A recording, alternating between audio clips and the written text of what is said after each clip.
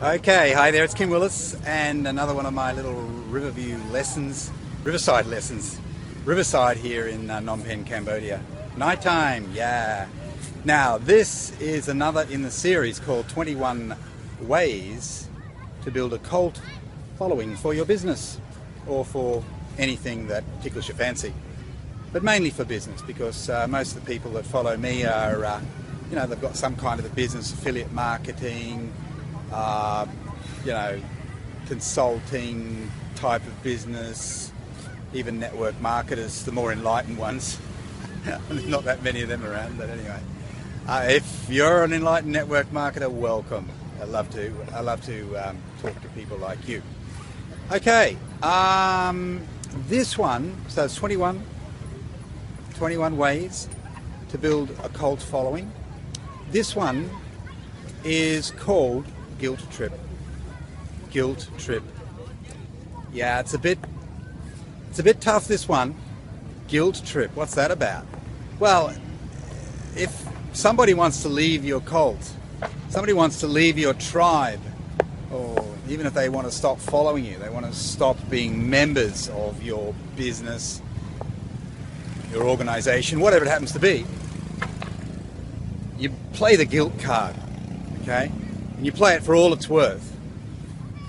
Yeah, it's a tough one because a lot of people feel very uncomfortable with the whole idea of using guilt to bend people to your will. But when you think about it, guilt is used often in all spheres, in business, in religion, other organizations, even charitable organizations, political movements, whatever. Guilt is used often. Guilt, yeah, it is. Why is it used? Because it works. That's why. It works.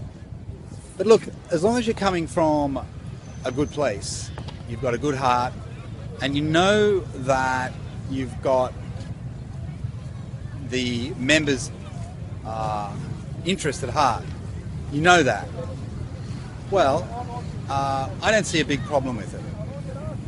Actually, I'm reminded of a classic stereotype, the Jewish mama, okay? They are masters at using guilt to manipulate their family, particularly their offspring, to do what she wants them to do. Classic Jewish mama. Now, I know it's a stereotype and it's a generalization, but I recall many examples of sitcoms that feature a Jewish family, and yeah, it's the mama brings out the guilt big time. Very, very good at it. They're expert at it, and perhaps you should watch one of those shows to be reminded how good they are at it. And it works. It works. It works on TV, and it works in real life.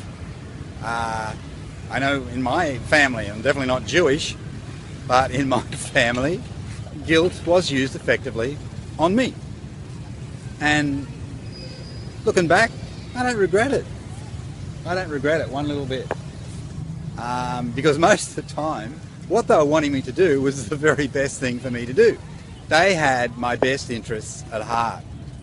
They got it right, and I was wrong. Okay?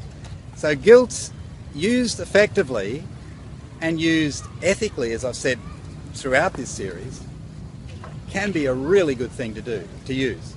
Guilt. Guilt trip. Play the guilt card. So if you've got some members in your team, your organization, your whatever, even in your Facebook group, bring out the guilt.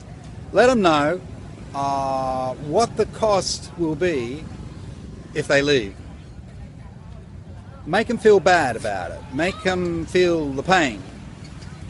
Sure, the grass always looks greener on the other side, but in reality, often it's the same as now, or it's worse. It's worse. So sometimes you've just got to do what you need to do to get people to see reason and get people to hang in there and stick with you. Guilt trip. Don't forget this one. It is a good point, a good mini lesson, a good reason to, well, it's a good way to keep people locked in to you and your vision, your ideology, your philosophy, your purpose, onwards and upwards, I say. Because if you're recruiting people, if you're bringing people into your tribe, your cult, call it what you like, and they're leaving just as fast as they came, you're never going to be able to build something of substance.